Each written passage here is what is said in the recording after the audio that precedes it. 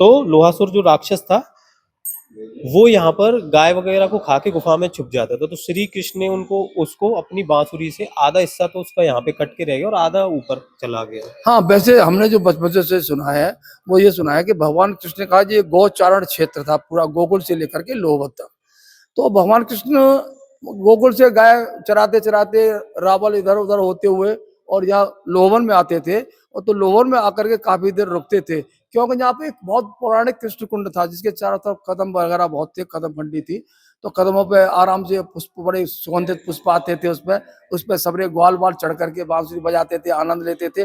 गैया इस वन में, लोहवन में चढ़ती रहती थी, वन था लोहवन। तो यहाँ एक लोहासुर दानव नाम का एक राक्षस यहाँ पर निवास करता था।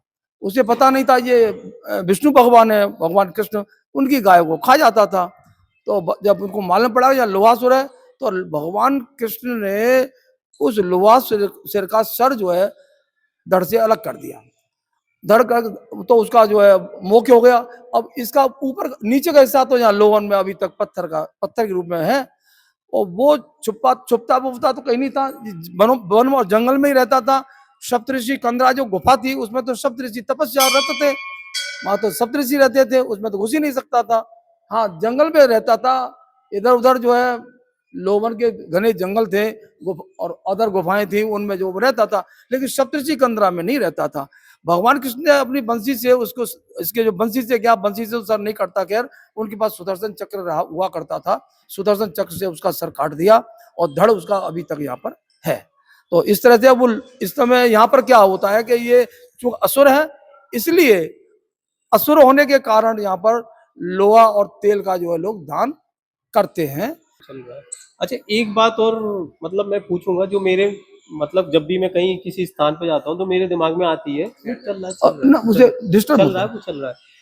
जैसे अपने में ब्रज में क्या है, जैसे हम राधा कृष्ण की तो पूजा करते हैं, जो राक्षस हुए हैं जैसे अब जैसे लोहासुर है तो हम उसकी भी पूजा करने लग जाते हैं, काली नाग है और उसकी भी वहां पर पूजा करते हैं जैत में। तो ये मुझे एक तरह से मतलब कंफ्यूजन रहता है कि अगर वो राक्षस है तो हम लोग पूजा क्यों करेक्ट, करते हैं। बहुत अच्छा प्रश्न तुमने ये मेरे उठाया दिमाग है में बहुत आया। यादव जी, बहुत अच्छा प्रश्न उठाया आपने। दरअसल क्या है कि हिंदू इतना सीधा है, हिंदू इतना गऊ है कि ये कहो तो सड़क पे खड़ी हुई वो क्या होती है, पीर बाबा और वो सैयद और वो मजार, और पकड़ ले। उन्हें ये पता नहीं कि बेसिकली ये है क्या। इसको कहते हैं भेड़ चाल। दरअसल क्या है कि असुरों की हमको पूजा नहीं करनी चाहिए थी। शिशुपाल का भी धड़ उड़ाया था, भगवान कृष्ण ने 100 गाली दी थी, तो शिशुपाल ही पूजा करते हैं क्या? नहीं। अब अभी मैं शिशुपाल का भी मूर्ति कर दूं और जो है वाक उसकी भेड़ चाल से उसकी पूजा होने लग जाएगी। दरअसल है क्या चीज कि ये सिर्फ जो है एक भेड़ चाल है, असुरों की पूजा करना सही नहीं है। रही बात शनिदेव की, शनिदेव तो न्याय के देवता थे, शनि तो देवता थे और सर्वोच्च न्यायाधीश थे। वो अपना पराया नहीं समझते थे, जिसने जो किया है उसका दंड शनिदेव देते थे। प्रथम श्रेणी के, आज तक न भूते न भविष्य थे, ऐसा जज नहीं होगा न होगा जज शनिदेव था। इसलिए उनकी पूजा की जाती है। शनिदेव, शनिदेव किसी को नहीं बख्शता है। शनिदेव अगर बख्शता है तो केवल हनुमान जी को बख्शता है। क्यों? लंका में हनुमान जी ने उनको रिहा कराया था। हाँ, लंका के दरवाजे पर उल्टा लटका हुआ उल्टा था, लटका हुआ था। तो हनुमान जी ने उनको रिहा कराया। तो केवल अगर झुकता है शनि शनि जज जो है, तो हनुमान जी के भक्त से या हनुमान जी से। और वैसे वो अपने बाप बाप से भी डराता है। सूर्य, सूर्य कौन है? सूर्य कौन है? शनि का पिताजी हैं। पिता है। हाँ, पिता है। पिता से एक एक सेकंड नहीं बनती है। हाँ। क्यों?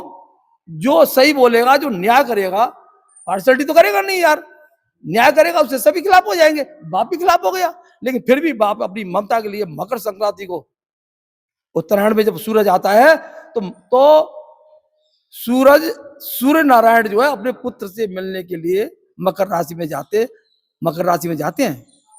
अच्छा। हाँ, मकर राशि में जाते हैं, ये कहानी इसे है। कहते हैं पुत्र मोह। हाँ, हाँ, हाँ। सूर्य का भी पुत्र मोह है, हाँ। सूर्य भी अपने पुत्र से मिलने के लिए जाता है साल में एक बार, है ना।